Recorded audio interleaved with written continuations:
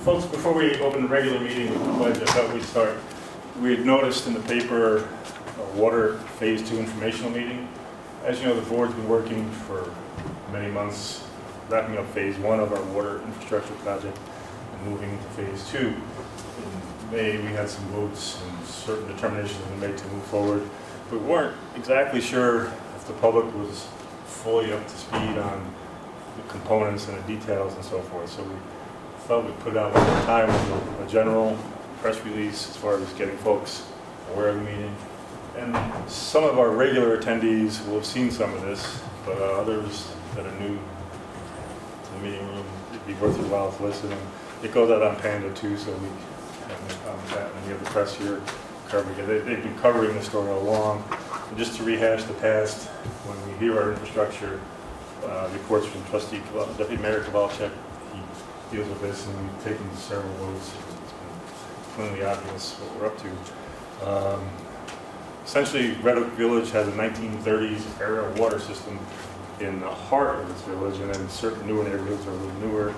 And over the seasons, we've been struggling with repairs and so forth, and Dutchess County DOH, Department of Health directives and so forth. And we've been working that clearly in a positive fashion to get going. What I was holding in my hand was this is all the work we would like to get done. This is engineering to get us into the modern era, so to speak. As I said, phase 1 was done. Folks, remember that was $1.242 million, which we funded from USDA RD loans at about 2% interest. And the good part of that was, at the same time that money came due, one of our large storage water facilities came off our loans. So we're able to pretty much switch that monthly or annual payment with the new payment that's going to generate. You might recall we raised our water rates in a meeting last month, and that was to lead ourselves into phase 2 to get there. Phase 2 probably won't be done for 3 years. It's a major project. And one reason I thought we should have this meeting too is I've heard some what might be considered misinformation on the street. Phase 2 involves replacing a lot of mains and replacing the elevated water tank over there. Part of the main replacement process would involve taking what are undersized water mains and clogged and leaking and worn out water mains, and replacing them with full modern dimension water mains. And also at the same time, we're going to work in repaving the streets. We don't want to leave ourselves with hot job patches and uneven surfaces. Many of us on the board are also talking about traffic calming concepts and also pulling in with the town and different studies we're doing, making standard village-wide road widths, which would be, in my opinion, more conducive to slowing down traffic and making it more like a village street, a uniform width. We have no intention of widening or making things more like speed boulevards or anything like that. It's to bring it down and maintain the village nature, which everybody in this board works for. So what we could do, I did have this PowerPoint we developed for a couple meetings ago. It's when the board and all of us were working and taking our votes. Well, the camera can pick that up or not. Sometimes they have trouble with that. But you know, like we said, we know we drink our water, we bathe in it, we water our gardens, and in the village scenario, we have fire hydrant systems, so we also can fight fires with it. So we need to have supply and pressure and so forth. In my opinion, like oil, water is even more precious, so you have to be able to get it from the well fields to your house cleanly and without any leaks breaking away. But overall, we have seen that a basic system is failing. And again, some of you might have seen these displays, and we walked them around, but this was the one that really caught my attention. We did a water repair, and this is a lateral, it's not a main, of course, it's narrow, but if you look at the couplings, it's actually corroded, eroded, and big holes in there. And when the highway department and the water folks opened up the ground, this piece of rock was underneath where this thing was leaking. And I can't guess, I'm not a geologist, but it had to be an awfully long leak.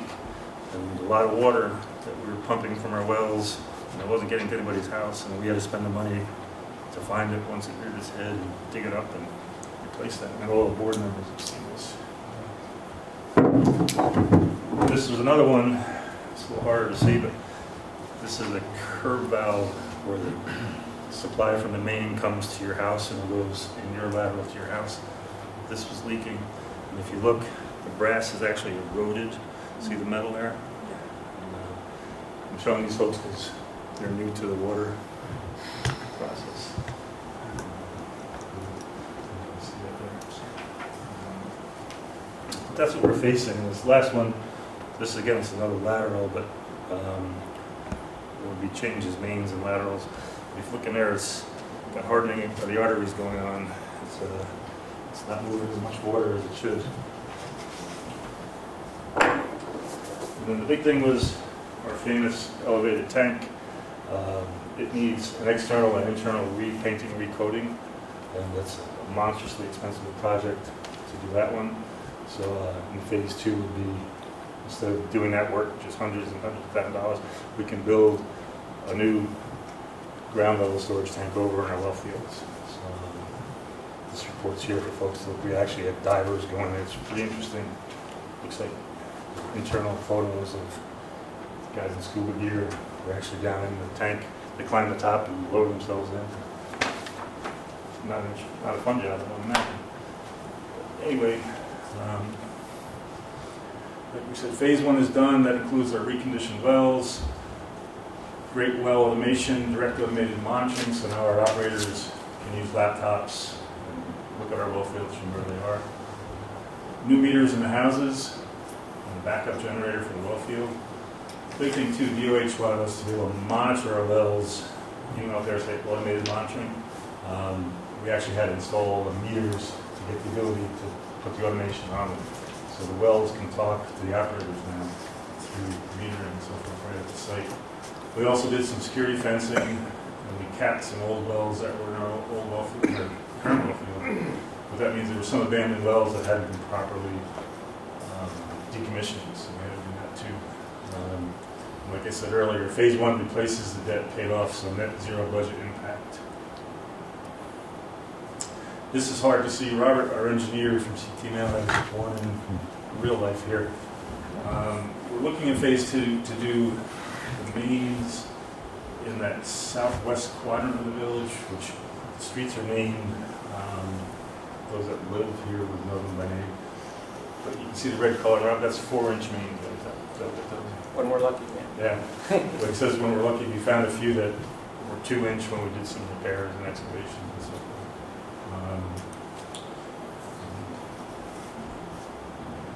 What we've got, this is a clip from we have a preliminary funding determination from USDA. That means they're interested and they see that they want to work with us, and that's what this board's been working on, the application and the processing and so forth. And the engineering is already designed in basic format in this big gray book I showed you.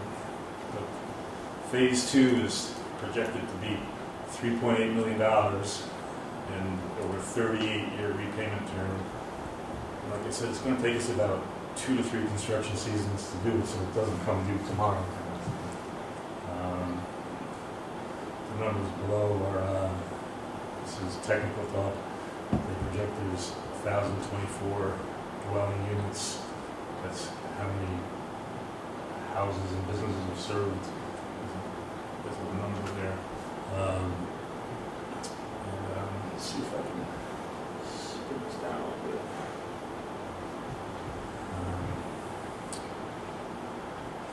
Yeah, let's see. So DOH, the one bulb there, Department of Health, County Department of Health is still pressing the village to restore the old elevated tower. Cost is up in that multiple $100,000 range. I left the next one completely blank. The village is spending unknown dollars to repair failing buried pipes. What we mean by that, we budget for repairs every year, but we can't predict it. That's the problem. And I always say this, but I think it's a misnomer that we'll call them breaks in the main. It's really not a break. You're looking at leaks that are really just degraded old systems. It's not like a sudden accidental thing, like an overweight truck going through, or an earthquake hit, or something. Things are happening more often too, and that's what this board is trying to address. Let's see, we're just restating it's 3.8 million at 3.25%, but we are getting some messages it could be more like 3%. It does flex on where the markets and where the rates are. as we get closer to finalizing things. And then the next bullet, those terms equate to $182,000 new dollars payable each year over and above the current budget. The current budget is $367,000 and change pre-project. And that's, we talked about it at our June meeting, and we can get ourselves there over the next couple of years. Our plan, will take at least 2 seasons. Like we said, the loan does not close immediately. We can meet demands incrementally, and the gross increase can be reached over a 3-year time frame. That being, even when construction is done, the lawyers and the financial people, close the minute you shut down the project. Just to restate, phase 2 generally consists of replacing the elevated water tank and replacing 9,400 feet of 2-inch and 4-inch water mains in the southwest quadrant with 8-inch main and new hydrants. The elevated tank is over 80 years old. Both the interior and exterior coatings are lead-based. Due to lead abatement issues, a complete recoating of the tank has been estimated between $800,000 and $900,000, which exceeds the cost of the new tank. Also, the tank is on a small parcel of land with no available space for a replacement tank to be put up on the hill over there. The board investigated, as our engineers did, several alternatives to eliminate the tank. It is feasible to supply the village with water, pressure, and fire flow, which is 500 gallons per minute, with existing booster pumps, with addition of some additional pump controls. We currently have 4 booster pumps, each capable of pumping 325 gallons per minute. With 1 pump out of service, the combined capacities 975 gallons per minute. That's some engineering talk from engineers. And top bullet, storage capacity desired for the village is the future maximum day flow. This is when we project how big the village will be when it grows up and it fully develops. And that's at 708,000 gallons plus fire flow. So you add them up, it's 880,000 gallons. The existing tank have a capacity of 520, an additional 368 is needed. And then it talks about expanding. What's the existing 520 is the big blue kind of harbor store water tank over in the well fields. You see it behind the hydro garage. Can be one option is to expand it 1 ring up. That is, you make it a little taller silo with reinforcements. And then a second tank would be installed to supplement that. And that the cost of those 2 things is estimated at $620,000. Remember the other number was 800 to 900,000. Let's see.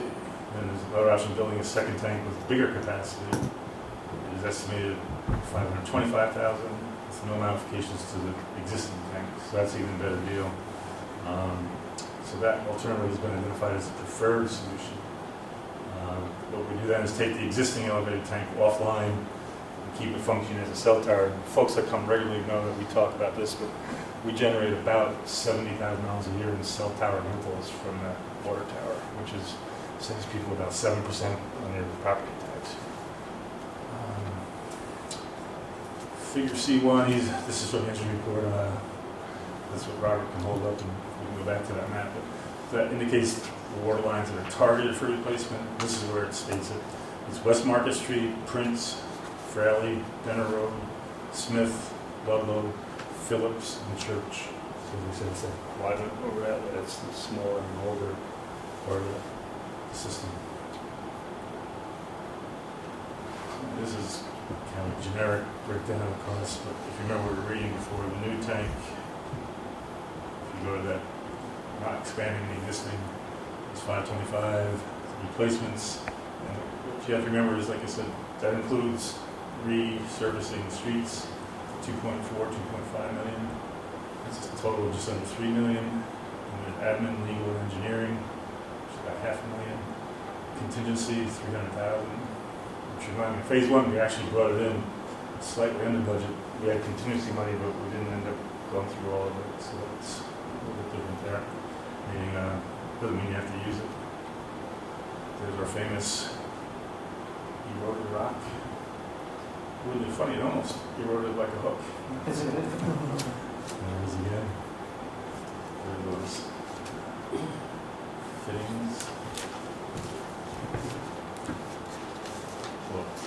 paper it's on is where we found it.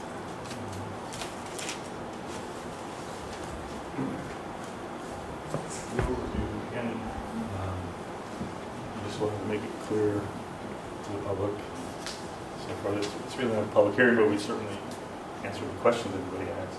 And our engineers here, I don't know if it helps with all this up. I don't know if the camera can pick that up. Show these people at the same time, but if you can see the red lines, that's where the project is essentially based.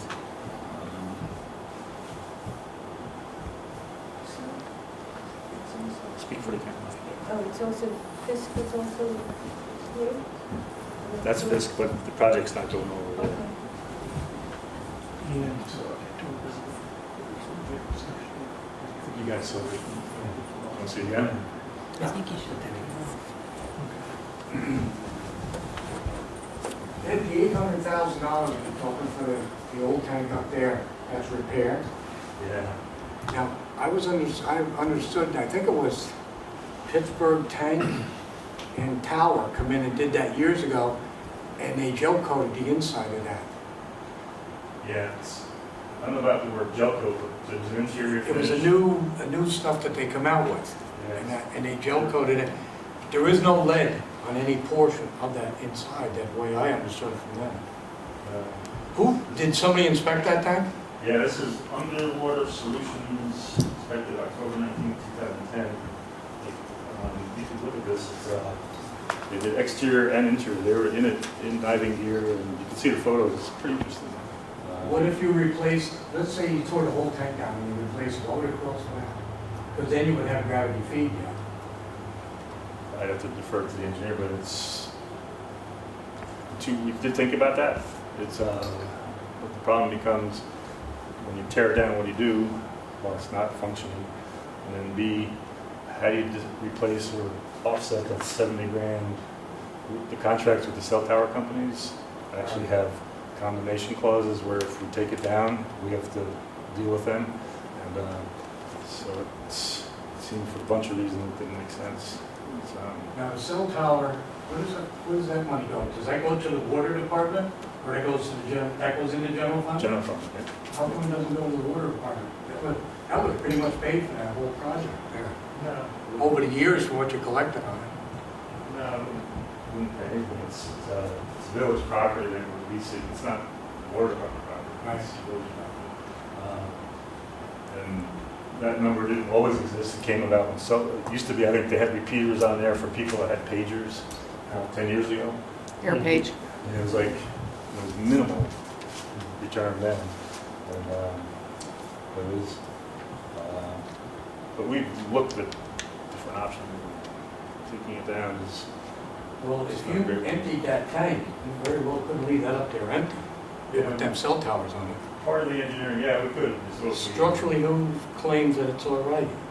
The Do they engineer- claim? The engineers would study that as part of phase 2. Because that wind we've had lately, as you can see through the village, what it's done. You know, Ed, I think we brought that question up to Right. Robert last Yeah. meeting, that we spoke about how much ballast would be required to stabilize the tank if it were out of use and all this sort of thing, and it would be, you know, calculation, weight and everything Right. to make sure that you. That still would have to be maintained up there, Sure. Yeah, it would have to it be, would have to be painted, yes. right? It's gonna cost a fortune to paint it with those towers on it, just working around there, like stuff. Yeah, we looked at that, said Donnie, the problem is to use it as a water tower and keep it this way, everybody, we're being forced to blast off the existing exterior paint, which has a lead base, which you have to make this incredible scaffolding tenting system to pull it, to contain the lead. Whereas if it's just, Well, I didn't think that had any lead in it. you know, it's, The exterior definitely is lead. What's that? The exterior is definitely yeah, is lead paint, lead base on that. They use it on the bridges and everything else. And for health and safety for a water supply system, that's why they're recommending the It's not Department of inside, Health. it's not inside the tank, because that's all been sandblasted and repaired, I know, and then they put that new stuff on it. Well, you have to read the report, but I know the exterior definitely has lead paint on it. You necessarily want it tented, but our opinion is if we just take the system, take it out of the water system and just use it as an iconic cell tower, you can just paint the exterior, you don't have to blast it all off and start over. Because the other one was what, 500, what was the gallon, John, the one, the ground one? The same size we have over there now, basically. And that's what, 300,000? Yeah, 368,000. That's what, 223, the water tower? So what we're building up is for full build-out capacity. Right. And so also one of the determinations for the size of it is equalize the pressure of the two tanks. So you have one tank, we're drawing water from both tanks, so both tanks being the same size, it would serve to balance out the draw from the pressure from one tank to the other, so. Okay, one is a holding tank for, when you add the, what do you call it, the chlorine to it. But you got, that's got to stand, doesn't it, when you add the chlorine? I'm sorry, I didn't hear you. It's got to stand, the chlorine, right? You gotta wait 24 hours before it can be released to the system, right? Well, it's contact time. Distance, The yeah. engineer can come, I don't think it's 24 hours. 30 minutes. Pardon me? 30 minutes. 30 minutes. 30 minutes, that's it? I thought they had a big one.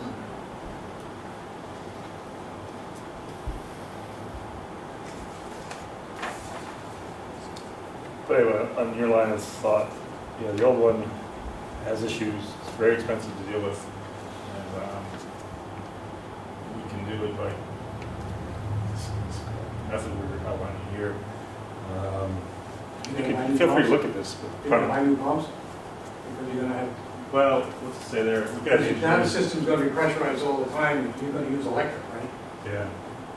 How much is that, how much would that be?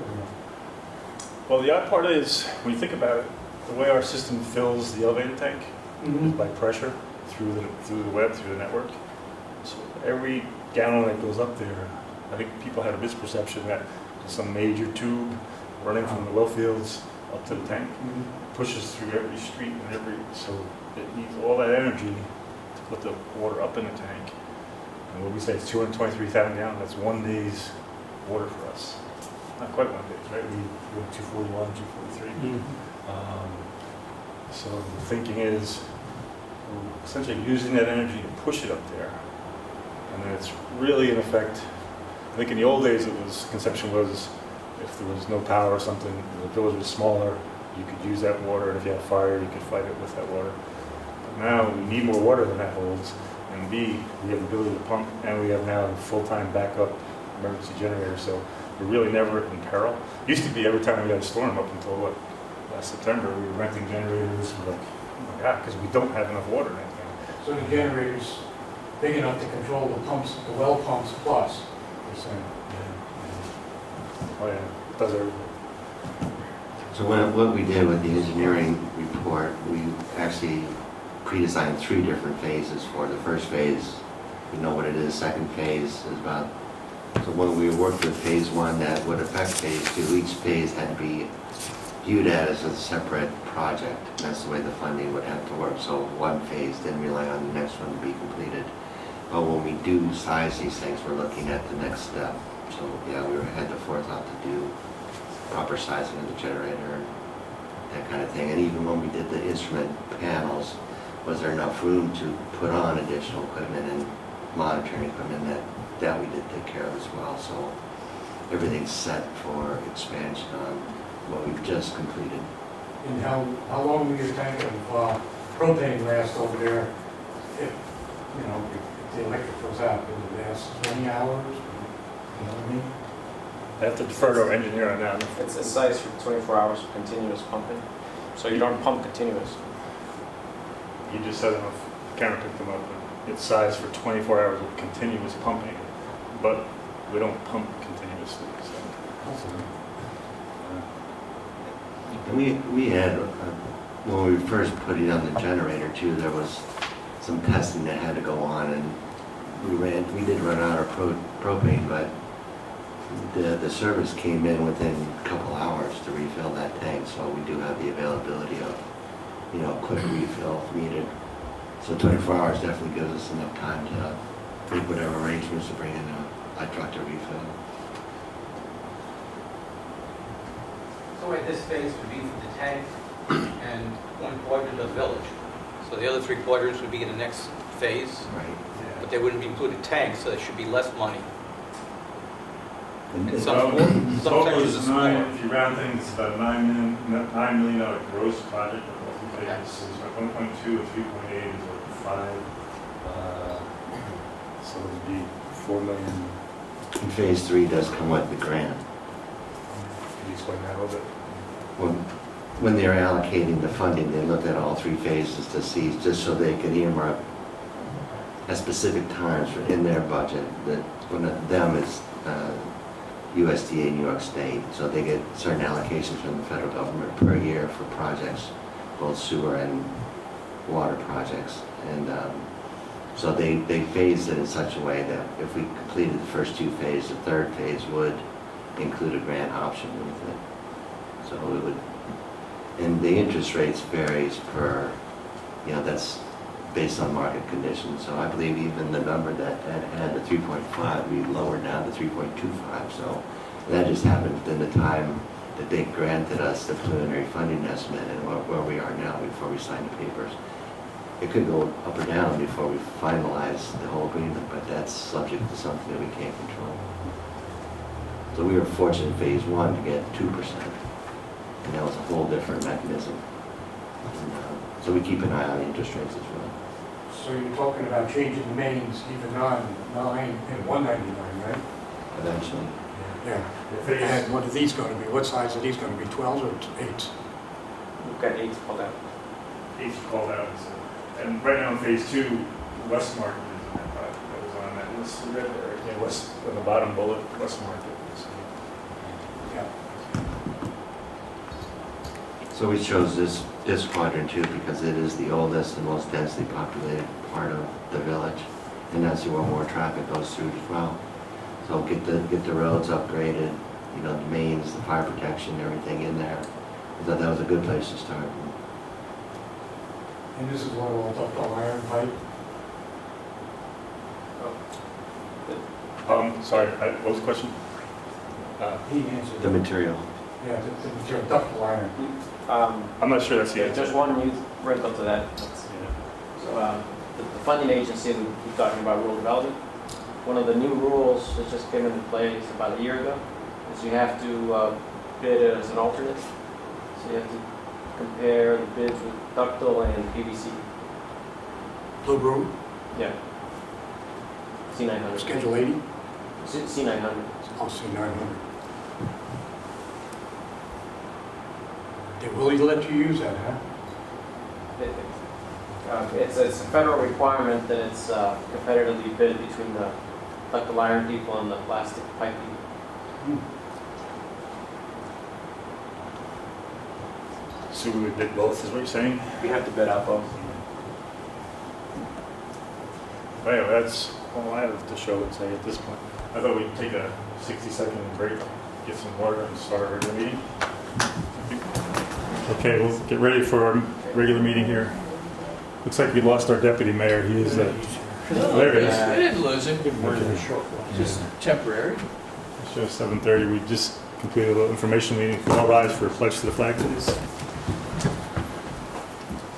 I pledge allegiance to the flag of the United States of America and to the republic for which it stands, one nation, under God, indivisible, with liberty and justice for all. Welcome again. For our regular meeting. Today's what, July 14th, 2014. Let me find my agenda here. Welcome, everybody. What we thought we'd do is, as usual, we have the clerk's minutes from our June 9th meeting. It's in your packets. And I've read through it. We had a couple of public hearings early in that meeting, or a couple, we should say 3, looks like. And then later on in the day of that meeting, we had a couple of votes on the issues in the public hearing. And then what's unique about that one, the treasurer gave us balances as of the June 9th date and the May 31st date. And one question I had was, that's what that is there, right? It's showed us what the year-end numbers were. And it's different from our usual monthly reports. And I just want to make sure I wasn't looking at that I was understanding what I saw. Those are the only questions I have. Anybody else have any additions or alterations or corrections? There's one I do have on the spreadsheet. This is line item 8510.4. It's community beautification contractual expenses, and there was a charge put on this fiscal year, which should have been put on last fiscal year, and that's been noted. Just want to make that matter of record.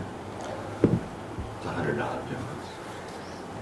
Okay, you've given the treasurer the line numbers, but could you tell me what it was, a tree purchase or what? This was Seedlings. Huh? for Seedlings. seedlings for the spring planting. So we purchased those to give out in recognition of Arbor Day. So they hit the current fiscal year versus the prior fiscal year? So how much dollars are you talking about? $100. 100? What we could probably do is look, where does that appear in the minutes though, Brent? That you're picking up from a review of the budget? No, it's in the treasurer's report under the budget versus actual in the general fund. Okay. So it's really not in these minutes. None of the minutes. Mm. No. So, This is next agenda item. okay, so when we do the treasury report, what we could do is make a motion to correct that back to the right fiscal year. Okay. A little technicality there, but fortunately it's just $100. What do you say? 100. Okay. Any other additions, alterations, or corrections? Is there a motion to approve the minutes as submitted? So Is there a second? I second. All in favor? Aye. So voted. Let's see. Now we'll go to the treasurer's report. Okay. Account balances, general fund, $876,242.39. As you can see, taxes are coming in very nicely. Water fund, $44,503.88. Trust and agency, $14,538.48. Materials management, $3,959.39. Petty cash, $28.86. Village Green, $3,260.41. Hard scrabble, $2,622.13. Health insurance, $9,725.80. And capital projects, it's the same figure, it's not there, $356.80. Monthly expenses, the general fund, $222,184.80. Water fund, $369.19. Trust and agency, $14,538.46. And materials management, $3,622. On the general fund, that looks like a pretty big number. Was there one big expense in this in the first month or two? workers' comp. Yeah, no, I don't believe that fire was in there. I'm not exactly sure what it is. Hmm. And there's a workers' comp number 90408. You know what, yeah, it was the workman's comp, that's what, 65,000, 71. 71. I know a fire payment went out. I did transfer a lot of money to the health insurance, because it's the new health insurance, so there's a lot of deductibles being met. And, yeah, the fire protection, so that's where it went. That right there in itself is 125,000. Yeah, looking at it, the audience heard the code numbers, but there are budget line numbers, and when we're talking about workers' comp, what that is, the village is insured with the county for workers' comp, meaning our employees. The workers' comp we're talking about here is the fire company, the fire department, and it looks like the payment was $75,851, and contractually the way that works is the village and the town share in the cost of the workers' comp policy for volunteers, and then we do get, that's prorated, we get some of that back, but it's, but we put the money up front. So. There's also 3 payrolls that just happen to fall in the time frame. Okay, because it just looked a little heavier than a normal month. All right. So anyway, I guess we'll accept the report and then we'll work on Brent's piece of information there. So, is there a motion to accept the treasurer's report as submitted? So moved. Is there a second? Second. All in favor? Aye. So voted. Now, Brent, could you restate your budget line item where you need to shift something? Budget line 8510.4, title Community Beautification Contractual Expenses. There's a $100 charge on this fiscal year, which should have been placed on fiscal year 13-14. Okay.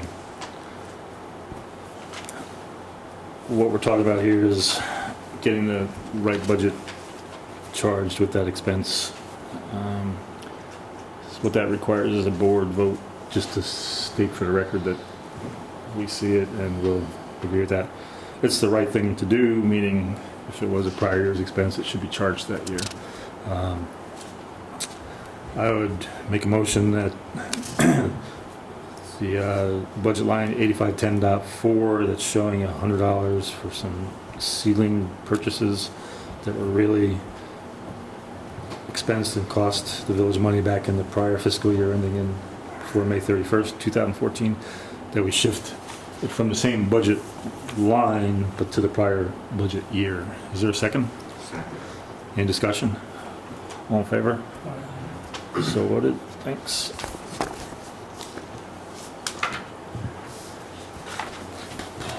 Looks like Mr. Trustee Trapp, we have your name next here.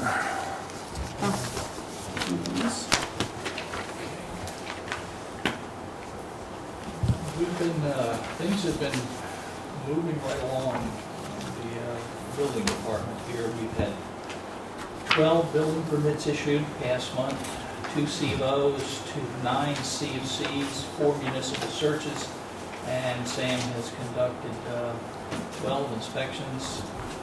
Most of them were final inspections, so they're closed out. The projects are complete at this point. The planning board had 3 items in front of them past month. The zoning board, you guys actually had some business, huh? First one in over a year. Good for you. And, things are moving along a little bit here. We've, as well, I'll get to the numbers here. The past month, we had $3,915 taken in. None of them were water connections, which sort of passes through the building department. All of these were either COs or actual building permits, so they're looking pretty good there. We're still chasing a few items in the village, some zoning and building infractions that we're having some correspondence with the village attorney about the legal proceedings and how to proceed. And I think at this point, probably because they're in progress, that's about the extent that I think I'll speak on that. But I just wanted you to know that if you see things out there that maybe are not what you think they should be, we see them too. And we're working toward a resolution on those guys. Ed and I chat pretty much every morning for a good half hour. And the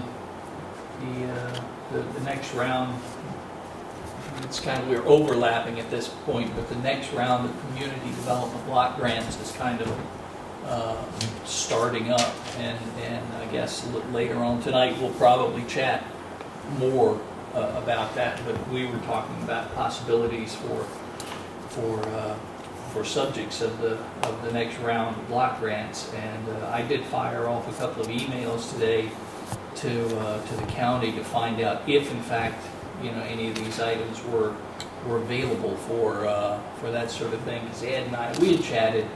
We're both fans of photovoltaics, and we understand that those big pumps over there at the well system, they crank up a lot.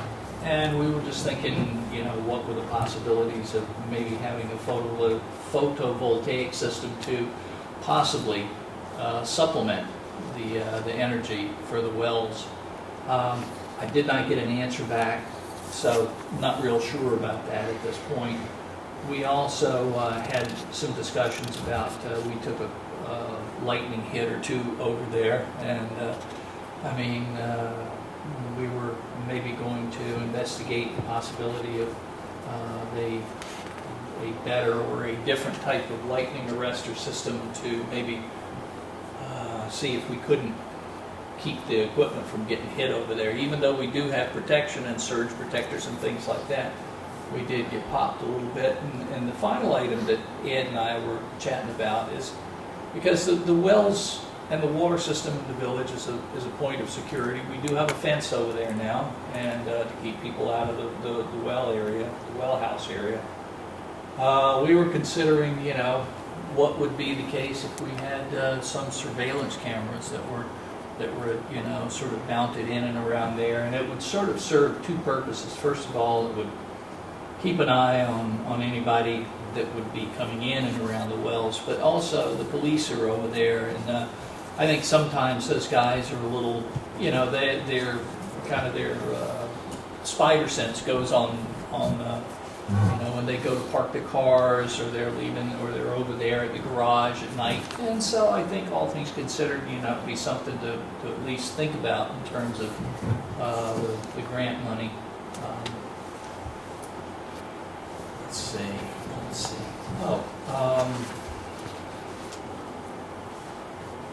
I would like to thank all the people that were at the last couple of educational programs for planning and zoning. They were kind enough to elect me president of the Dutchess County Planning Federation now, so I'm the current president, whatever that may mean in terms, but we're going to continue with the typical programs that we have to do every year. We have new people coming in. We have to do planning and zoning for the new folks, but in addition to that, new regulations that are coming down on stormwater and the best management practices. We're trying to make sure that people stay educated on that. And we're always working on housing, because that's a big issue that comes up in front of planning boards a lot of times. So we've been working on trying to make sure everybody stays up to speed on all the new regulations that are coming out. And I think until we get back into the block grant, that's about it for me, Mr. Mayor. Okay, thank you. It can only be good for us if one of our board members he's been on the planning association board for a while, but now that he's the head honcho, it could be good for us too. So anyway, looks like I don't see anybody from the police department. I could do that. And, Do you want to do this too?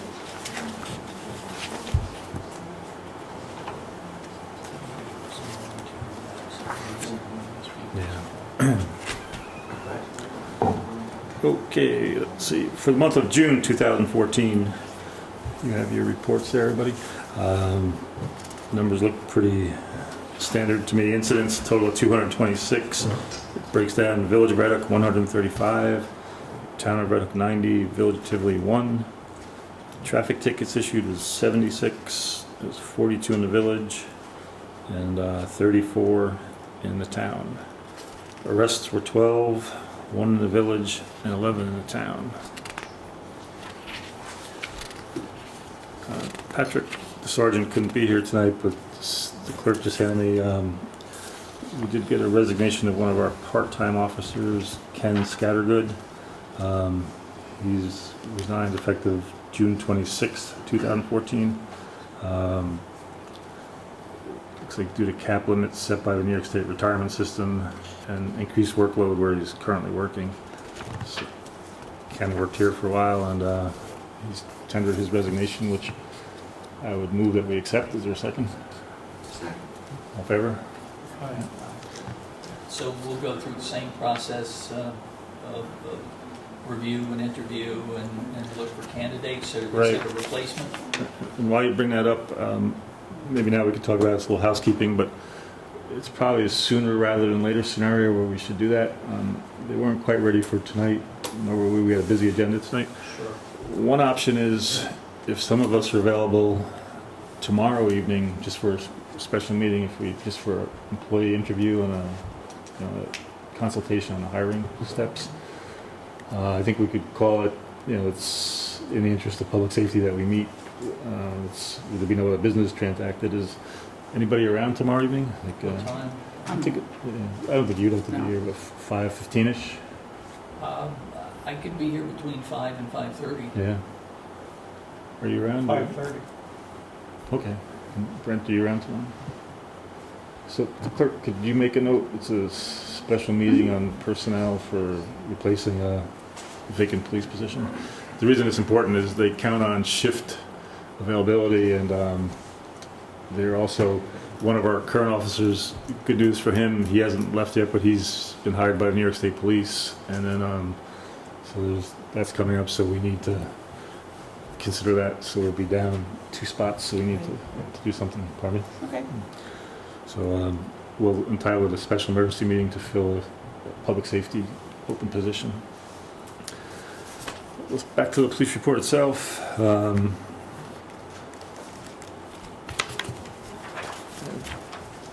Self-explanatory. I would accept it. I don't see any issues.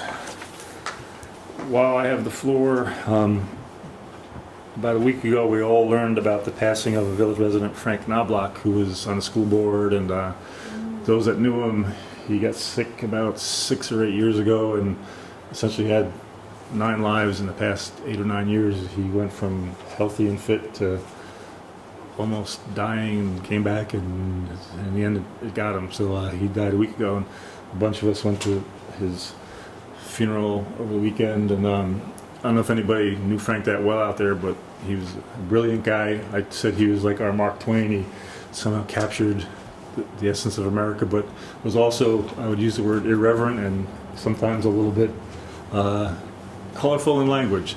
So what we have as a habit in our village, if we know a resident that died, we generally leave a page in our minutes blank in their memory and in their honor. So we do that. But in Frank's case, I thought that we, tongue-in-cheek, in the middle of it, would put in parentheses the words "expletive deleted." And I think those that know Frank would know what we're talking about. He was never crass or crude, but he could illustrate a point with PhD words, which he was, and also put in a few colorful street vernaculars, and I think it'd be a fitting thing. Does the board concur on that part? I think it would work. Folks that knew him would understand what we're talking about. But like I said, he was on the school board for 12 years, and he was active in real estate before, and he was just an overall active village resident, so we'll miss him. Let's see. I've got Trustee Norris, but she is on vacation this week. She gave us a spreadsheet. I'll have to study it for 2 seconds. This is the materials management report. We're looking for the month of June. I found it in the bottom half of the page. Looks like the numbers, we had 8.22 tons of single stream recycling, 13.92 tons of household garbage, and we sold tags worth $3,348. As everybody knows, we ship to Ulster County right now for our resource recovery disposal, and they charge us $1,433 against $3,300 and change in revenue, and they had a fuel surcharge on there, so it's another $107 for a total of $1,541, and we sold tags of $33.48. But just to remind everybody that our highway department and our trucks are also charged to the garbage operation that one day, so we're not making a huge profit, but we're covering costs that way. And then on the back of her paper, being a conscientious recycler, she put her other report. This is a big thing. It's kind of fun. You'll be seeing some banners and posters soon, but August 2nd at Abrams Park, Dan Budd's band Grass-Fed Bluegrass will be performing. And it's a potluck type event where you bring a dish to share and a chair or a blanket. It's free, and it's a really family-friendly event where you can listen to music, and if you have kids, they can run around and not getting in trouble over there. And it's been great. So we've done it like 3 or 4 years in a row now, and we roll our stage in there, and Dan writes a lot of his own songs, his own lyrics, and the band's really good, and it's worth going to. I would say try to walk, because even I think Park Avenue is misnamed. It's, I guess, named after a park, but you can't park too well on Park Avenue. So you could park it, will usurp the middle school parking lot, and or walk from your house. Hardscrabble Day still set for September 20th. We have a website, and you can look on there if you want to be a vendor. If you want to volunteer, let us know that too. We're lining up our music act, and we have our own internal way. A lot of the money we raise comes from corporate sponsors, and the band we're looking at will put in the Red Hook Inn again and help support the local economy as well. So it's good. Jen always, she's a conduit to the library. This is from the library talking to Jen. They want to thank the voters for passing the library's budget referendum. They see it as a tremendous vote of confidence in the library, and they're honored to be able to serve the community. As far as the numbers, they keep computer scanned records of items they share, which are books, CDs, magazines, whatever they send out. They put out 5,812 items in June. They hosted 33 programs in June, and they were attended by 357 adults, 80 teens, and 273 kids. That's their word. For a total of 710 people. And then Jen also reminds us the Red Hook Can Sculpture Show is up, and the library is going to have a summer reading program. It's called Fizz Boom Read. So if anybody has young kids out there, it's fully packaged. It's run by a Bard student, a group of Bard students. And then July 28th through August 1, they have a film camp for middle schoolers. And they're beginning movie nights for kids. First one will be July 17th. So that just happened. Lego Movie. Isn't that the one that's out right now? I don't know. Lego Movie is kind of a current movie, I think. And Brent will fill us in more, but they're also working on libraries transforming communities, and they have a field force out there doing ask and aspirational exercises, and hosting community conversations. I think they have one set for Joe's Enchanted Cafe sometime in July here. The plan is to gather enough information and have a report back to everybody in the community August to September. This is kind of interesting news. In I don't know if you know astronomer Bob Berman. He's from the Woodstock area. 6 p.m. Thursday, July 24th. He's going to speak at the Elmendorf Inn. I know he just wrote a new book. He's probably promoting his book, but he's worth seeing just on his own. Can we hold our workshop there? Yeah. Elks Lodge is holding an informational gathering from noon to 4 p.m. Saturday, July 26th at the Elks Lodge for local organizations. This is a planning meeting at 6 p.m. I don't know what that is exactly. I guess they're trying to put together plans for the fall. But I'm not a member of the Elks, but it looks like if anybody is, they want to know about that. And that's her report.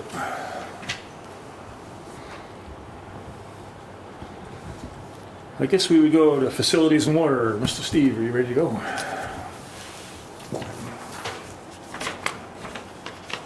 The water report for June of this year was processed 7,302,000 gallons of water for a daily average of 243,000 gallons. June of 2013 was 7,087,000 gallons processed, or 215,000 gallons per day. There was a daily difference of year over year. Wait a second, this represents 215,000 gallon difference. Not really sure what that means, okay. 2 water samples were taken, one on June the 9th and one on June the 18th, were sent to Smith Laboratory in Hyde Park for chloroform testing, and both were returned with negative results. I'll just, Steve has a thick mustache there. He didn't say chloroform, he said coliform testing. We don't have any chloroform in our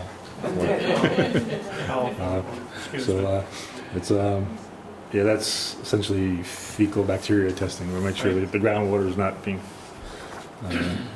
we do chlorinate, but we still test. I don't want to start any rumors that put an H in there could change the definition a little bit. Definitely could. That's why we're gonna put those surveillance cameras out. We don't want any chloroform in that water. Anyway, and on facilities, you're working on a few things. What have we been up to? We had some trouble with our alarm out here. We were talking about that a little bit. And Yes, it was discovered that this that the fire alarm system wasn't operating the way it should have been. There was air within the system, Ed was present when the outfit came down. We're looking at one, having that system report into the security system for the building, and that way we can have one company audit or monitor all of our alarms for us. Right. And then, how we doing in the phone world? Everything okay? Everything's fine in the phone world. Good. I don't see anything Okay. Sounds good. that should be stable now. Yeah, it seems like we're through the hurt part of it, and that's Yeah. So It'll be stable until next year, until I start again. we put Steve on a little project. We noticed there's a antique payphone out in the village parking lot, and at the farmer's market it came up that the cables appear to be cut. So on top of being an antique, it doesn't even work. So his career field is in telephone science, I guess. So we tasked him to figure out should they replace it. It's not our phone, but it's Just keep it though, right? I don't know. I It's mean, for us who don't have cell phones, but it doesn't work though. It's we gotta look it up. I don't know, it's cut. Well, I'll have to contact Frontier, but most phone companies don't even have payphones anymore. In fact, you only find a few of them in the New York City area. We could be unique. The last time I looked, payphones, they're smart payphones now, and they run between $1,000 and $2,000 a piece. And that was a few years ago, so. But there's not a lot of call for them anymore. Right. All right. Good. And we did. I forget if Steve, you weren't here today, but we did get a visit. Central Hudson announced a program where the illustrious LED light wording came up. And Steve and I talked about it, but it was during a work day when the guys showed up. And it turns out the program is really just for privately owned, meaning the lights we happen to own in the village parking lot or at the highway garage, which I told him to give us an analysis of that because that could be better than nothing.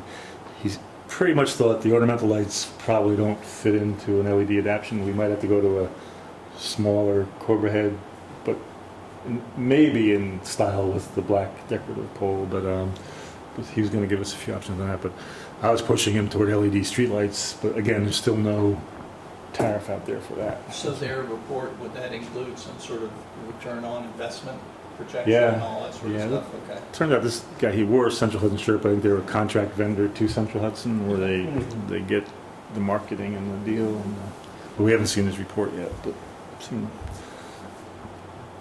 that was about a week ago that guy showed up. So, I guess that's it for facilities. While we're on facilities though, Steve, one thing, we did get a quote for working on our roof here at the new building, and it was not a big amount of dollars, and we did budget for roof repairs. We get ice damming in the winter, unfortunately, once in a while. We have to work with prevailing wage for labor, and we told the person to reprice it at prevailing, and I haven't seen anything from the guy, so I have to reach out to him, and because I want to get it done in the warm weather season here before things turn again. But maybe I don't know who can remind who about that, but I'll have to remind myself to track him down.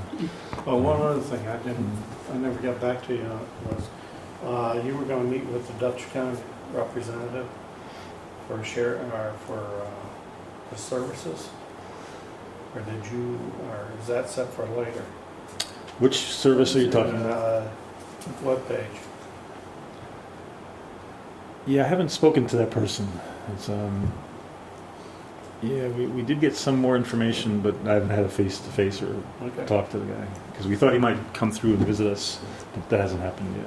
All right. All right, looks like we're ready for Deputy Mayor Kowalczyk. You ready to go? Yes, sir. Current balances are the Village Green Committee monthly report. Current balances of our related budget accounts, community beautification is $4,000 pending our revisions there. Shade Tree contractual, $9,000. Village Green Committee checking account, $2,260.41.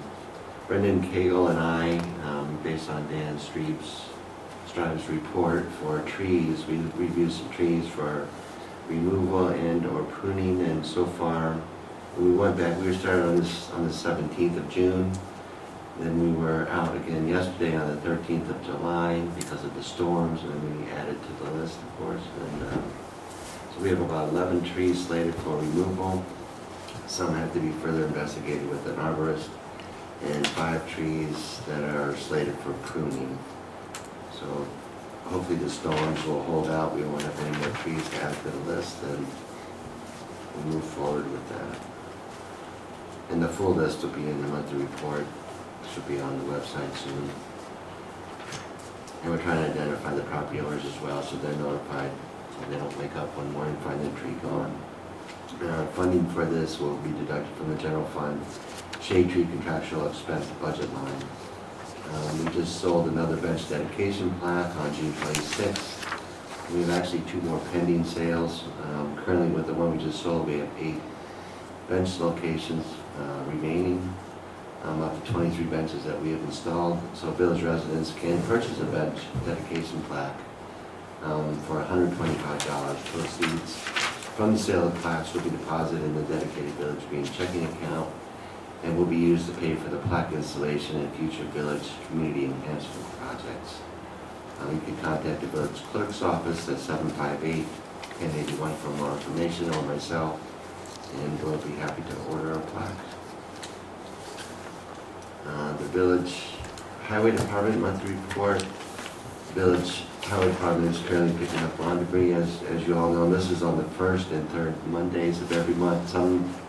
It's not every other Mondays. Like last month, we had actually more than 5 Mondays in that month, so there were a 2-week period in there. So the 1st and 3rd Monday, residents are reminded to place lawn debris and brush curbside, with a limitation on the size of the brush piles to 6 feet by 6 feet by 6 feet, and with tree limbs and branches no larger than 8 inches in diameter. The village road and street projects are currently being considered for the New York State DOT Consolidated Local Streets and Highway Improvement Program, or CHIPS, for the 2014-15 fiscal year. This year, New York State has allocated the village of Red Hook $40,231.62, and also I had a supplemental allocation of $4,420.06. It's called the Extreme Winter Recovery Appropriation. So it gives us a total of $44,652.22 to be used this year for village road and street improvement projects. So we're compiling a list of projects that we have to do. These projects have to last for a period of 10 years. Easy Street Cleaning Corporation has submitted a proposal to paint village street stop bars, curbs, and municipal parking lot car stalls. The $3,200 proposal was signed by the mayor, and this project is currently being scheduled to be implemented. And the funding will come from the Maintenance of Streets, Street Maintenance Budget Appropriation. So we'll get that going. That's one of the projects we have slated for this summer. The 3rd phase of the Culvert Catch Basin Cleaning Project is currently being scheduled. Each year, one phase will be completed with a continuous 3-year rotation. So we're on our last leg of the 3-year rotation plan. And this year, we're taking care of Red Hook Estates, Better Road, Culvert, Margaret Street, Bird Street, Eldridge Lane, Firehouse Lane, 5th Street, Elizabeth Street, Bassett Lane, Thompson Street, St. John Street, Schism Circle, Tobacco Lane, Morgan's Way, Laurel Lane, and the municipal parking lot. And we did have to allocate a special budget line, 5110.46, for this project. So the highway department is going to be very busy. And we're currently in process of identifying, cataloging, and marking all village-owned tools and equipment, just for our own security and also for help build our inventory a little bit stronger for insurance purposes. No scrap metal was sold during the month of June, which is also the first month of our fiscal year. Therefore, our total revenue generated for this fiscal year is 0. I think we'll have some more next month. Since inception of the scrap metal recycling program in September of 2007, $16,456.17 has been generated. Proceeds from this program go toward purchasing tools and equipment for the village highway, water, and materials management departments. Residents and business owners interested in donating scrap metal can contact the highway department at 758-8600 or the village clerk's office at 758-1081. And the highway department will assist property owners by picking up their scrap metal upon request. The Reddick Infrastructure and the Intermunicipal Task Force monthly report, the Reddick Sewer Project. Test wells were located at various sites throughout the village from June 2nd through the 9th and drilled on June 13th and 15th. 11 sites were located to test subsurface water quality and 3 sites were located to test surface water quality. Water samples were collected on June 25th and 28th and sent to Smith Laboratory for testing. The subsurface water samples are being tested for nitrates, fecal coliform, and caffeine indicators. The purpose of the test is to determine what, if any, effects improperly sized and/or failing septic or cesspool wastewater treatment systems have on the village's drinking water. Data from these tests will be included in the engineer's report that's prepared by CT Mail and submitted for evaluation and scoring by the New York State Environmental Facilities Corporation, hopefully in August of this year. Scoring determines the ranking and priority of a particular drinking water or clean water, which is wastewater projects in New York State for major capital funding eligibility and opportunities as listed on the New York State Intended Use Plan, and that's through the EFC. Funding for the water quality study and engineers report was provided from a $30,000 New York State Department of Environmental Conservation and Environmental Facilities Corporation Engineering Planning Grant Award. The Red Hook Water Project's Hoffman Farm T&D proposed development. A meeting was held at the offices of Dutchess County Water and Wastewater in Poughkeepsie on June 19th.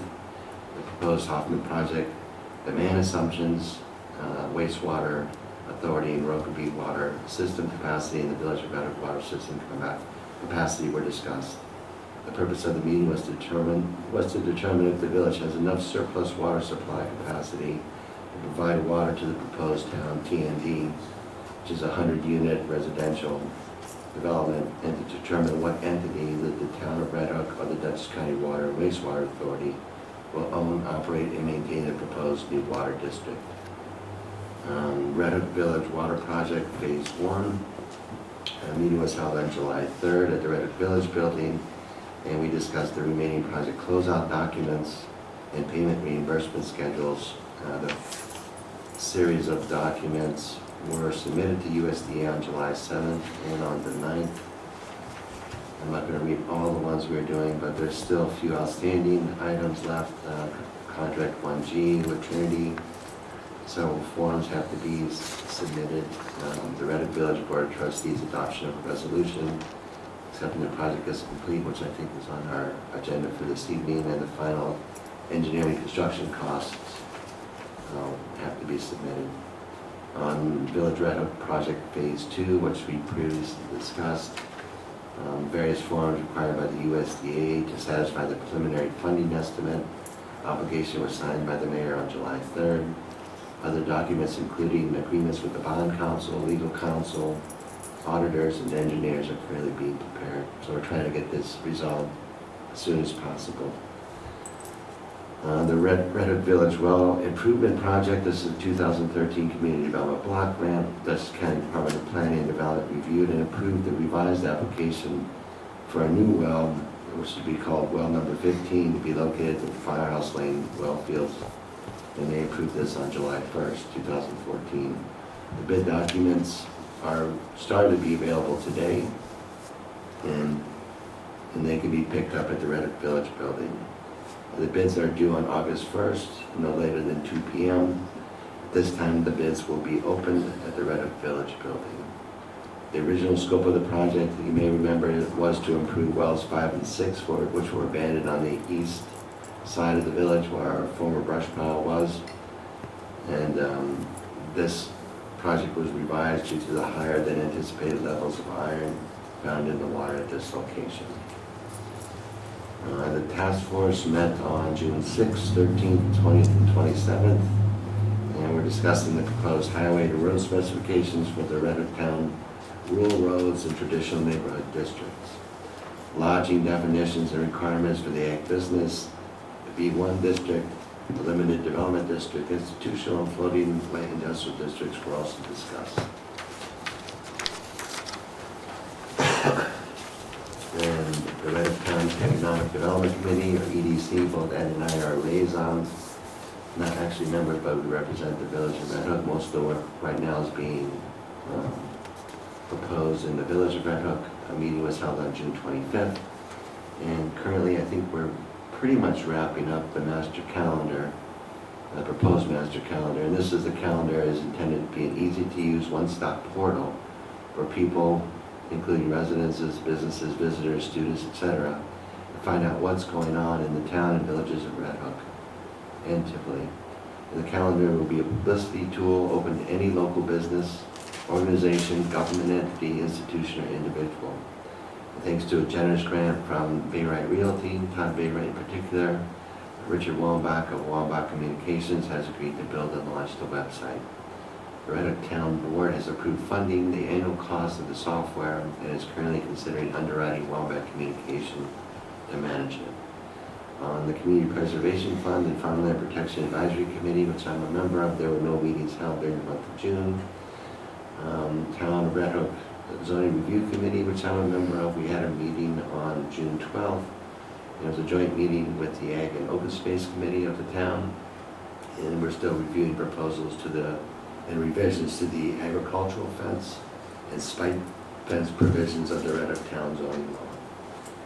The Town of Red Hook, Villages of Red Hook, and Tivoli Shared Services Committee, which is, I guess, officially called the Highway Shared Services Study Committee, held a meeting on June 18th at the Tivoli Village Hall and discussed where announcements and project status updates and existing conditions analysis, including the breakdown of employee costs and activities, inventories of assets, equipment, and facilities, and measures of department output and activities.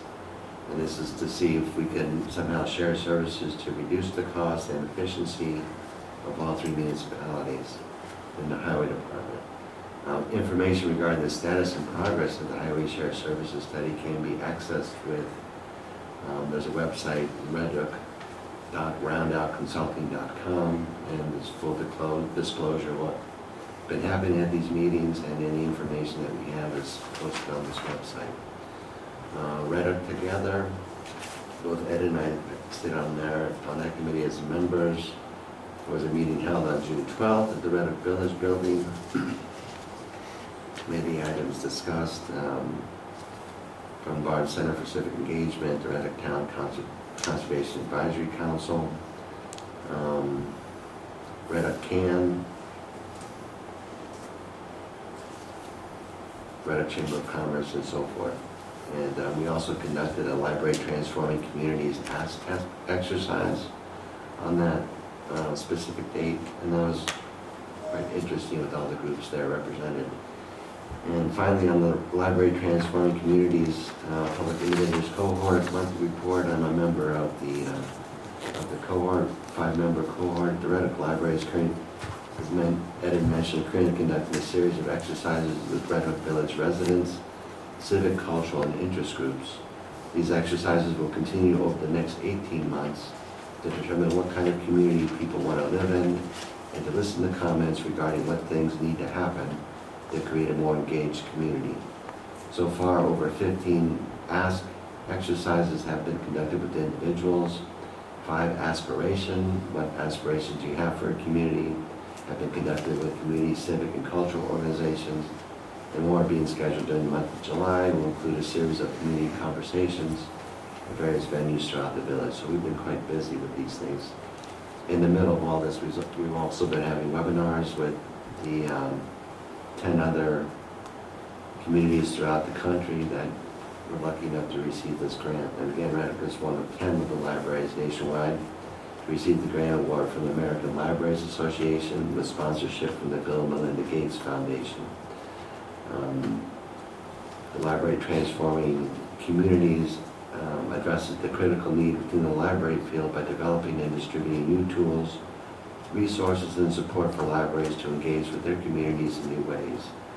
resulting in stronger roles for libraries to become more reflective of and connected to their communities, and build stronger partnerships with legal, civic agencies, nonprofits, funders, and corporations. And that is all I have. Thank you. That concludes the reports portion of our meeting. And we'll let those people walk away. We won't name them though. You didn't hear me. Maybe if the board could go to Brent's report pages, the ITF Red Hook infrastructure that you read. We're at the bottom of page 1. He talks about phase 1 water. I think it'll lead us into number 1 on our regular business agenda here. What I typed in there was phase 1 completion resolution, see attachment. Cindy laid on your desks. When you got here, you might have seen a single piece of paper. That's what we're talking about. And what I have here too is Friday we met with our engineers and did a bunch of work on phase 1 and phase 2. I do have a voucher. One here is for Trinity Construction. It's the retainage voucher. That's when the project is done and there's no legal disputes or liens or anything. We let their last bit of money out. The engineers approved it and did the paperwork. I looked it over and it makes sense. We have to submit it up to the EFC to get our money and so forth. So I signed it. If you just want to look at that, Steve, and we could pass it to other board members to sign. It's a payment transaction for them, not anything more than that. And then, like we said in Brent's report there, he lists these projects are incredibly technical. It's amazing the detail and everything. So what we're looking to do is close out phase 1. That means consider it done and put the paperwork, close out the loan, and move on to phase 2. Part of what Brent read there was one of the steps is our engineer has told us the project is complete, and what the USDA and everybody's looking for us is just a resolution saying we concur. And if anybody has questions, we can also refer to our engineer who's out in the audience. But I put something together. It's a simple resolution that phase 1 is physically complete. The 3 contractors operated under separate contracts. Contract 1 was for General Prime Contractor Trinity. 1E was the Prime Electrical Contractor, that was Whalen Electric. And contract number 2 was for National Metering Services. And those are the 3 people we dealt with essentially in the project for the work done. And we say, whereas the work has been performed and completed with no disputes in the past or pending, whereas the work is, I guess we could change the word, is the work, let's see, where the work being completed is ready for final payment. It's a little bit of awkward, the work being completed, but I guess it's in the vernacular. The work being completed. I think the work being might be confusing. The work is completed and ready for final payment. Be it resolved that the village board of the Village of Red Hook hereby accepts the work of phase 1 water improvement as complete, and therefore authorizes its mayor, engineers, and financial staff to complete the appropriate forms and paperwork to move toward a closing with the USDA, RD, and EFC.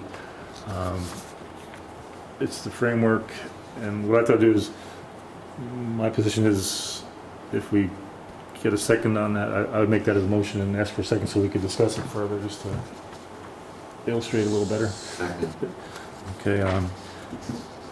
Maybe Robert, if you wanted to add anything. I know Brent in his report talks about a few things that are still pending, but they tend to be the paperwork side of the event. It's not the job, field work side of the case. Sure. Basically, as Ed has told you, I asked, CT Mail and I asked the engineer of record who recommends to the board the work is complete. I would recommend that you accept the work. There's a couple different forms of completion. There's a substantial completion, which happened actually a while ago. That was August of last year. Didn't seem like it was. And substantial completion meant you took beneficial use of the project. So that's been going along. We were fortunate enough to complete the project under budget. So we came up with a couple of different beneficial uses of the contingency money, and that work has been completed now. And so what this completion means that construction costs are done. We're not gonna, if everything is done and completed, and we're not gonna ask for any more work. So that's what the resolution, accepting completed work entails, really. And the one question I had, Robert, was, so you're describing physical construction. As part of these USDA loans, we have to do that A133 audit, and then we have to keep doing, if we spend more than $500,000 in a fiscal year, we have to keep an audit process up. The firm we retained to do our AUD, still apparently, they put more hours than they expected, and if we address that separately, not necessarily tonight, but can we still go into, we had some money in the budget that would allow us to go and pay that, but, Right, so if we pass this tonight, we're not eradicating working with them on that financial analysis part, is it? Right, there's, the way the RD funding is set up, they basically have three categories: administrative, engineering, and construction. So we've closed that engineering and construction.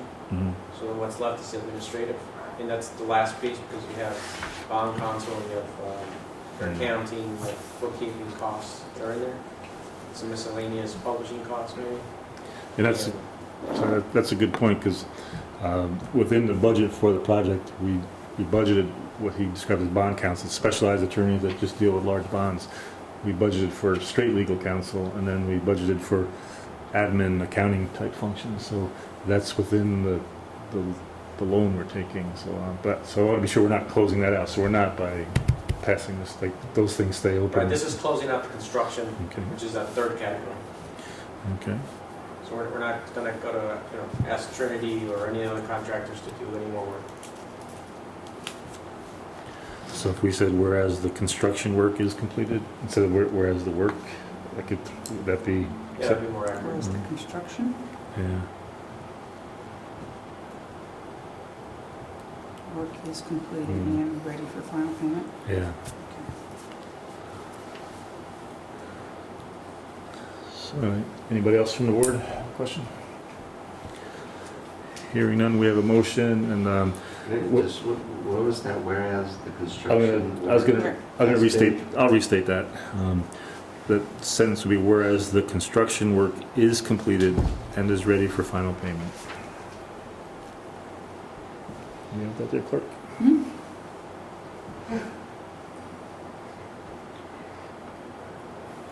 Everybody okay? Any questions? All in favor? Aye. Thank you. Let's see. Maybe, Robert, you want to hang out a little bit Yep. more? Just, item number 2, CDBG. Trustee Trapp was talking about that. It's the block grants. And like it was mentioned by some other presenters, we have a huge box of bid packets in the clerk's office. If anybody's watching it has a well drilling or related operation, come in. We've advertised it, in the trade presses and the required media distribution points.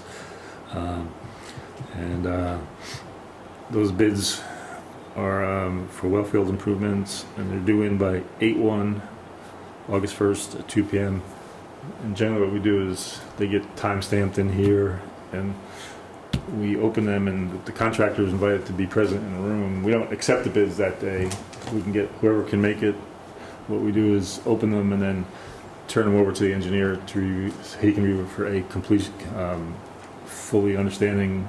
Did the contractor fully understand the project, and did they bid the right pieces of the specs and so forth? Then we get it back. Once he runs it through that mill, then we look at the price and the cost and so forth. So anyway, and just to let, we had Jay mentioned before, we have been pretty successful working creatively with block grant money, and like he said, we're kicking around some ideas, but it's open to all the board if they have some other pet idea. A couple things still hanging out there are sidewalks down Firehouse Lane. We want to get a sidewalk in front of Colburn's Laundromat, where there's been a gap for years and years between the village and then the town sidewalks there. It has been put on a town grant application. It has, but I'm not 100% sure the town's going to get that. What Brent is saying, the town's looking to put a sidewalk down the east side of Route 9. But like we always say, going for grants is like buying lottery tickets. You don't know you're going to get it, so it's something we could think of too.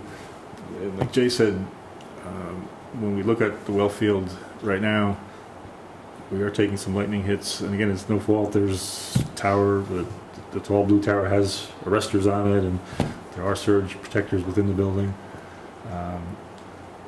Is there a solar adaptation we can make there to supplement the firehouse solar field? Not that it would necessarily power our pumps, but it would help offset some costs. And then, or whatever creative idea. Yeah, we don't. We're not gonna answer it tonight, but whatever you guys think would intrigue you, and we could put together. Like Jay said, he put some feelers out to the county to see what they're looking for. It seems like some years they have certain concepts they're more interested than others, so it helps us if we're bidding in that world. Let's see. What we can do is, item number 1 dealt with phase 1 water. Item number 3 is phase 2 water. What we mentioned at our public informational and at our prior meetings, we've been taking the steps to get phase 2 live. We've been advised by the federal reps at USDA that they need us to lock in our bond resolution in July here. That would be the numbers we were talking about all along. And what that would be is the same bond firm that did phase 1 for us is preparing a bond resolution for phase 2. It's not here to vote on tonight, so we're looking to morph our workshop meeting with this twofold request. We would also make our workshop a week later to July 24th, because the third Thursday, believe it or not, of July is this week, which we don't really want to meet in 2 more nights. Yeah, so we're looking to, the council would have ready for us any day now, but not tonight, the bond resolution itself. So we're looking to do 2 things: set our workshop to be July 24th here at the Village Hall at 7 p.m. And at that point, one piece of the agenda would be to review and vote on the bond resolution. Is there, I'd make a motion that we move our workshop meeting to July 24th at 7 p.m. and on the agenda place the bond resolution. Is there a second? Second. Any discussion? All in favor? Aye. Thanks, guys. Maybe for number 4, you might want to get out your pencils a little bit. I was going through this today. When we corrected or updated our water rates here, I say corrected, but when we increased the water rates, folks that live in the town historically by our code pay twice the village water rate. It becomes a mathematical issue here, but one town resident reached out to me, and what we do is when we set our rate, we do the math, and there's a base rate, and like everyone knows, then there's a quantity of consumption multiplier that sits on top of the base rate with certain math formulas happening. The old situation was the base rate was $45 plus the $15 surcharge, which was $60. The new base rate incorporated the surcharge to make $60 the base, and then the 15% increase made the base rate $69. What happened with the town folks is then that $69 was doubled to become $138. But if you think of it, buried within the math formula, the $15 is happening twice, when really they should pay one surcharge added to their rate. So what it does, it's taking $15 times 15%, which is $17.25, and throwing it unnecessarily into their bill. It makes sense. I can show you if anybody wants to see it, but it's essentially it's costing them a little more than they should be. So what we have to do is tell our software programmer to somehow back out. What I'm going to recommend is that $17.25 be credited in the next town customer's bill, and then the formula adapted with the math so it doesn't happen again. So what's it gonna make the base rate? It doesn't change it. It's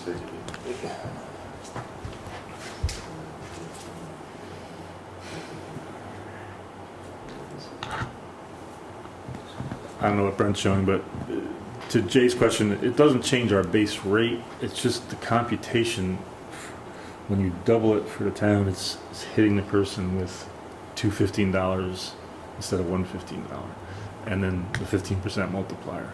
I was just explaining that our former base rate was $45. So 50% increase is $51.75. For the town, that's $103.50. That's double that. And then we're rolling in the new electrical rate, which is a 50% increase. So from 15 goes to 17.25. So our base rate plus for the new base rate for the village residents is $69. The new base rate for the town residents is $120.75. What I meant when Jay asked what's the base rate, it's not changing the village base rate. It's just the town number is changing. And the way he drives the math, it's the same $17.25 difference. When you look at that, it's 138 and whatever you said, what would you say, 120 and change? 120.75. Yeah. So if you do the subtraction, it's the same doubling of the. But what I would do is, we as the village board also sit as the board of water commissioners. So I would look for motion to have the software programmer that does our billing put a parenthetical statement in the bill to correct out that doubling, credit them in the September billing, and then get it right for the December billing. Fortunately, it's not a lot. It's, over years it would add up, but it's not like their bills were crazy high. But I commend the one customer who picked it up. It was it's not that big that you might have it jump out at you, but this person did see it, and I left him a message, whoever he is out there. I forget his name, to be honest with you. But so I put a motion on. Can we do that? Is there a second? Second. Give it. Then the variation on theme with that is, I don't think we're going to answer it here tonight, but I wanted to put it out there again in the water rates in the Red Hook Commons, which is the senior citizens project down the road. They work with 4 water meters serving their 4 buildings of 24 units each for a total of 96 people, or 96 units to be more correct. We don't know their occupancy, vacancy, number of folks that live there, but we've historically sold them via 4 meters. And our old surcharge was $15 per meter. And it looks, from what we can see, is that we need to look at that from the perspective of I have to pull some more billings from the cycle, but it looks like they got billed for more meters than 4. But there's a pilot agreement with the seniors project, and there's a protocol that's been enforced since 2005, when they got built. So it's a little more math, and we're working on a little bit today, but I think we could finish that up at the workshop and do, at least we can get the town folks straight. The senior project is really one customer, meaning we don't mail out 96 bills to the senior project. It's one, the property owner, the corporation gets the bill. So we'll deal with them. Let's see. On the agenda, number 5, police labor contract. What I want to do is update the board there.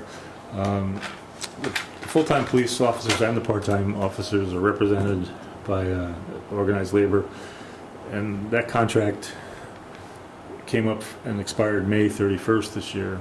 And we knew it was coming up, and we started working with them in February timeframe. But apparently the police took a vote to switch unions, and we're waiting for the paperwork to prove that to us. So we can't really negotiate with anybody right now because nobody's a duly authorized union. And so we don't really understand the implications of one versus the other at this point. Well, Are there any, would you anticipate any significant change? no, because the union that they're leaving, we only interacted with on police issues, but the union they're apparently joining is the union that also represents our highway folks. So I've met and negotiated with those people already. So it's just a different branch, so to speak. It's and historically they've been realistic, meaning they know who we are, what we are, and the financial times being what they are. So, but the reason I bring it to everybody is the contract is enforced in the sense of what's known as the tri-board arrangement, where the terms stay the same, but it's not penalizing the village because we negotiated a pretty good situation last time. There's no horrendous change staring us in the face.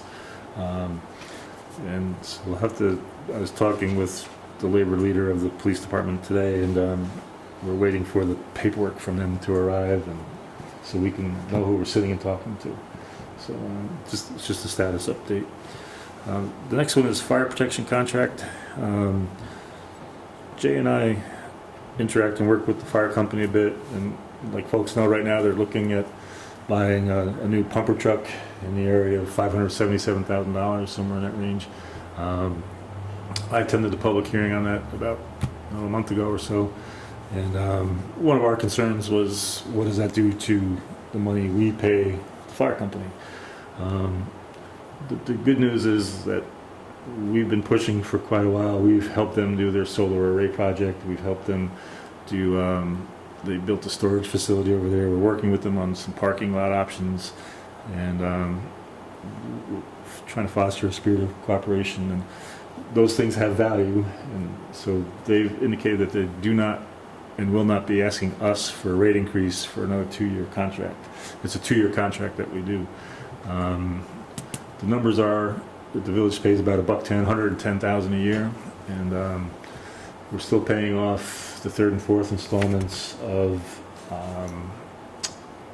many years ago the village missed about $40,000 in contractual payments to the fire company. So in the current contract, decided to pay that over for 4 years, so we would just renew that promise to pay the next 2 payments, which are out there, and we budgeted for that. So overall, I think it's good news. But talking to council, we're writing up, the changes in the contract, and our attorney, Michaela Mack, indicates that we need to do a public hearing on fire protection contracts. So he gave me some citations here. It comes from Municipal Law, Section 4-412. So I will go with council's recommendation, and what I thought we'd do is tag on to that July 24th meeting date, a public hearing. We could do that as well. The fact being, it would be, I would say we should pick 7 p.m. to do the public hearing. It would be a fire contract renewal. And, everybody okay with that? So, pardon me? I'll make a motion that we, at the same July 24th workshop, put at the first stage of it, review and discussion and voting on the, well, let me rephrase that. First, we'd have to do a public hearing on the fire contract, and then theoretically we'd vote later. We'd put that on the agenda too. Is there a second? Any discussion further? All in favor? Okay, thank you. And then we have executive session, but I thought we'd do that at the end. And then 2 things came up as George Beekman was speaking. We did get, I got an oral resignation of ZBA member Paul Dunst. And I'd seen him and thanked him for his service. He says that his work career is precluding him getting over here with any proven regularity. They don't meet that often, but he still felt between the training demands and the scheduling demands that he wanted to leave. And I said, well, give us a formal resignation letter. I don't think it's come in yet. I haven't seen it, and he's probably so busy he hadn't done it, but he left me voicemail. I saw him in person. I would take him. And has he spoken to you to confirm anything on that? No, I heard a rumor of it at the Yeah. last meeting. The other members told me he's probably yeah. going to end this year also. Pardon me? There's another one's going to probably leave this year. So anyway, I'm getting one over 18 years. yeah. But anyway, what I was getting at is I've interviewed, as mayor, we get to a point and then with board approval, but there's a woman from Garden Street, she's a retired teacher, Patricia Grassi. She's expressed interest, and she's helped out with some of the enforcement, planning, zoning issues that we see periodically. I think she'd be good. Does anybody, I don't know if anybody knows her personally, but I told her that I would put her name forward, and that would give George and that board a body, meaning she would have to do training, but she's retired, she has time, and then we could get her geared up. They don't meet that often, meaning it's not like she has to come work next week type of thing. Well, actually, this week. Pardon me? If you could, if Yeah. it needs the 21st. Oh, yeah, okay. She's in the audience, tell her. 21? Yeah. So I would put out there that I would like to nominate Patricia Grassi from Garden Street in the Village of Red Hook to the ZBA. She's expressed interest. She seems intelligent and educated and concerned. Those are the big things you need, and she has the time, which is probably one of the more important things. So I would seek board approval on that. Just one question, Sure. do you need an official resignation from Paul? Well, I feel like we do, but he's been told that and we don't have it, and I'd rather not have the seat empty. We'll have to Been push given a him. verbal. Yeah, it's, So this is a pre-need appointment then? what's that word? A pre-need? Pre-need. But we could lean on Paul Dunst to get us what we want, but I guess we could make it contingent. We do technically need the seat empty in black and white format, but I've been waiting and Call him tomorrow. yeah, because I said just send somebody an email, just something about, and so we can put it in a file and we can say we have it, just so that way we can make it contingent on his formal written resignation. Is there a motion and a second on that? So moved. Is there a second, Brent? Okay, second. Any other discussion? All in favor? Aye. You good? We don't have anything in writing from her? Like as far as a resume or, Something from her to express interest, or? like I said, I've spoken to Just her. all verbal? I've spoken to her on several particular cases where she's got the interest, like I said, and the big thing is she's got the time. We did have a vote. I think we had 3 over here, but I could have her meet you and talk to you if you like. Do we have a number? I'd like to just call her and chat. Yeah, Yeah. Okay, I know. good, I'll get it out. Yeah. Yeah. thank you. Let's see, so we talked about CDBG, we talked about that.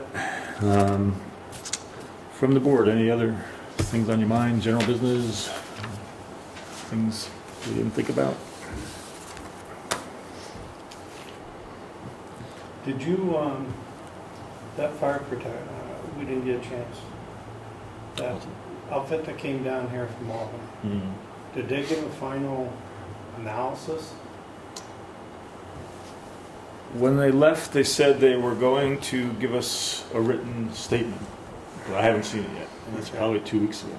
So, have you seen anything at all? Usually they put my mail out for me, and I haven't seen it. We'll have to see what's up. Because like Steve said earlier, this, over those guys' heads on the outside, is the fire control panel, and right now it doesn't talk to our internal burglar alarm panel, so we want to get them linked up. And there is a way to do it. Steve's a radio or telephone expert, and our basement is lined up to do it as far as boxes and connection capability. But the company that came was expressing interest that they wanted to do it separately from our burglar alarm company, but that didn't make sense to me. It seemed like it'd be just have the same outfit, do it all. And, yeah.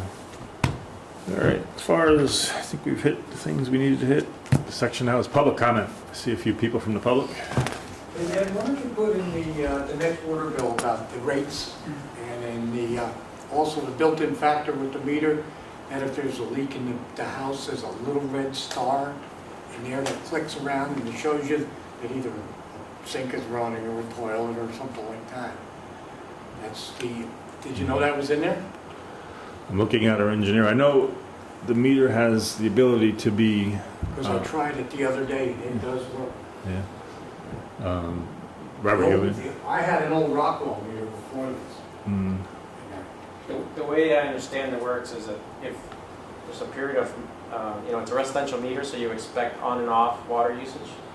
So if it goes 24 hours and there's always some water flowing, you get a message of that. You just turn the faucet on a little bit. You gotta sit there and watch it, and this thing will click. It would go right on around, and you can watch it move. And I went back up, and I shut everything off, and it stopped.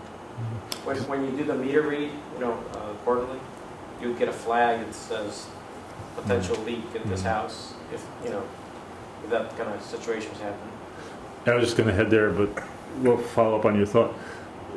The system is smart enough where it will, like Robert just said, it will say leak detection, like it'll flag for us to check with that customer, like something's happening where your water is not breaking cycle, it's just consistently running, which is good for the customer.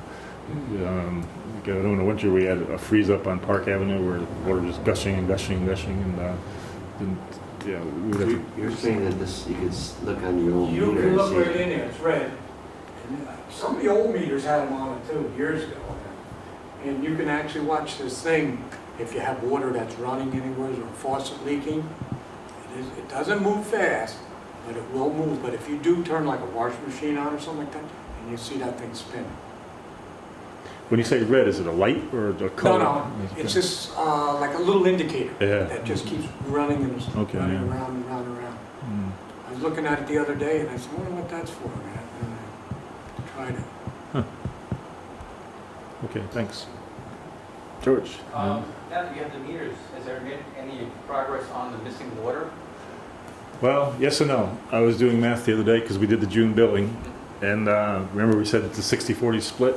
It's still, we've improved from 50% lost to 40% lost. But and if you remember last month we had Robert, the engineer, reporting on that graph that we're looking at. But yeah, it's still a problem. It's out in the mains somewhere. Are you going to try during the summer months when the school's out of session to test them to see if they have any issues? I didn't hear the word you said. While schools are closed, shut them off and see whether or not there's anything to be found as far as any leaks or other water sources. I didn't hear the word you said. Schools are School. Oh, closed. school. Okay. Good time to do it. Pardon me? It's a good time to test them to see Yeah. whether, they're probably being used by maintenance people, but you have the ability to shut them down, shut the valve off and see if it actually stops, or if it's still getting water. Maybe another line was put in 50 years ago Mhm. that we don't know about. Just, it's a good time to check bigger, users to see whether or not there's anything that shows up on it. I don't know if, you remember from last time, you tasked me and I got some quotes. I don't have the numbers with me now, for doing some testing on the water service. Mhm. So a couple years back we tested the water mains. So what's left is the water services. Mhm. So we're getting quotes to do that. Would that be part of also, at least in the southwest quadrant, part of phase 2 funding? Is to test the service lines? Well, yeah, but we're gonna Because you'll notice when replace them. So Mhm. We used to have an outfit there, Rule, I think was their name, they came from Ghent. They used to come down, they used to hook up the fire hydrants and that electronically and they would run it and they would check and see what the leakage was, if there was anything in between. Because I remember talking to one of the guys. Yeah, we did that with phase 1. They checked the mains, and we talked about it a couple meetings, Don, but they found a few minor leaks at some hydrants, but they weren't significant. They weren't big things. And then those were like, anything else standing in your mind? Like we would have dug it up if they found something big, but it was, and that's the puzzle for us. But on George's thought, we essentially get that now. You mentioned schools being closed down, but the same when they do their billing runs, a report is generated high-low. So if somebody's off sequence from their prior pattern, it shows this account's way higher. Well, I shouldn't say way. I think it's like a 30% factor. If you're using 30% more or less than your standard billing, it flags, and they can check if they so choose. It's I know they do go through it. And, I go through it every quarter. And it's not like a major leak report. I mean, some people do have leaks, some people leave faucets on, it can make somebody's bill go up a couple $100, $100. Well, a leak like you got on the desk there, that was probably hundreds of thousands of gallons. Yeah, So, well, you need a couple of those someplace. Yeah, that's Heads up. the dilemma. But they're before the meter is a problem. Right, well, again, that's why you Yeah. can check that part The other part has to be done through your testing with hydrants or something to see if water's running. Yeah, well, they check the flow from the hydrant, and they can tell, it's almost like sonar. We've also have a- had several incidences, excuse me, where it's kind of the opposite, where the old meters were stuck, so therefore people were getting free water. So now people are regularly getting a much bigger water bill because they're properly being metered. But that should be adding, Yeah. that should be cutting the loss of water on our. Right, it's the part. opposite, yeah. And that's probably the 7%, where we were Right. 50/50 before. We picked up 7%. But Yeah. we're always on. It's one of our pet peeves. And we have our new friend here. What's up? Yeah, Dick Fritz, I was here last month. Right. I'd asked a couple of questions last month, and I was wondering if we could get some answers on that. I know you and I had tried to make the connection, we couldn't get together. But I'd still like to get answers to my questions, and I know you don't remember them. I remember one, do we have a master plan? I remember something to that. And in addition, I said, would you do any considerations to use that wet area as an asset? In addition to that, I also asked a question about emptying from the spillway and getting that sluice cleaned out so the thing drains. It becomes a stream like it was originally meant to be. And again, I'm still asking the questions. Well, You you're- and I should get together. Mm, If you can give me a time when we can have an appointment, I'd appreciate it. Sure. I would do that. I know we called each other and we didn't connect directly, but just trying to think if you want to do, are you around tomorrow?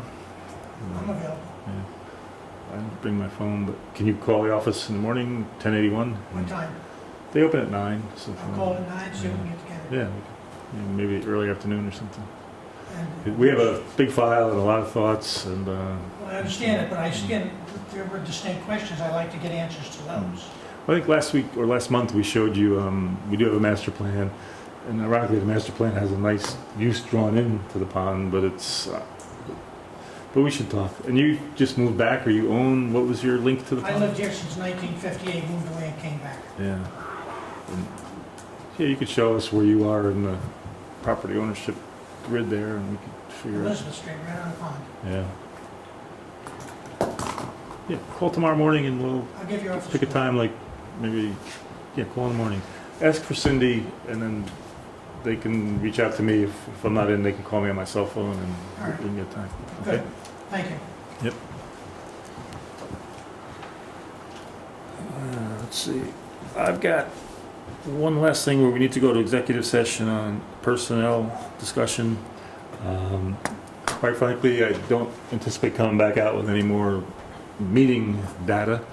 We could let our engineer go home, and then if the audience wants to stick around, but we're not gonna do any subterfuge and trick anybody. We're just gonna go talk in the back room and come back out and close the meeting with probably a motion to pay bills and close the meeting. It's what's 9-ish. I'm not sure exactly how long it'll be, but you know, we try to move through them. So I would entertain a motion to move from general session to executive session for So personnel. moved. Is there a second? All in favor? We'll be back in a bit. Okay, the board is back from executive session. Is there a motion to reopen regular session? So moved. All in favor? Aye. Thank you. Just for the board, we were talking earlier, a different topic, when we mentioned tomorrow we're going to try to meet to do that special meeting for personnel hiring issue. Between 5 and 5:30, right? Yeah, so why don't we pick 5:30? and I'll- Okay, I will be heading north at 5:30, that's why I said between 5 and 5:30 I have available. Oh, yeah, like a window, like, so more like Yeah, like a half 5:15? an hour. So if it was 5? That'd be great. Five? Do it at 5? Okay, what do you make? Well, we can stagger it. Why don't you come at 5? I'll be here. Yeah, And and then then the I'll- tail end, I'll put 5 to make it 5:30. We have to just meet the candidate and you'll have. meet the candidate. and then, We've done that before. Yeah. all right. So I'm gonna put in the paper that there's a public hearing on the fire contract on the 24th Right. at And 7. 7. Okay. Bond resolution too, that was already, is that on the same There were public two notice? things, right? No, It's 2 separate public two notices? separate. That already went out, right? The bond resolution? Last Friday. Hmm? Last Friday. Yeah. That's something they didn't do. Pay bills? Yeah, I think, Brent, do you have a motion to pay bills after that? So moved. Second. In favor? Aye. And then we're done from what we had to deal with tonight? This is Brent's, right? Yes. I can make a motion that we adjourn this evening's meeting. Is there a second? I second. All in favor? Aye. Aye. Good night, everybody.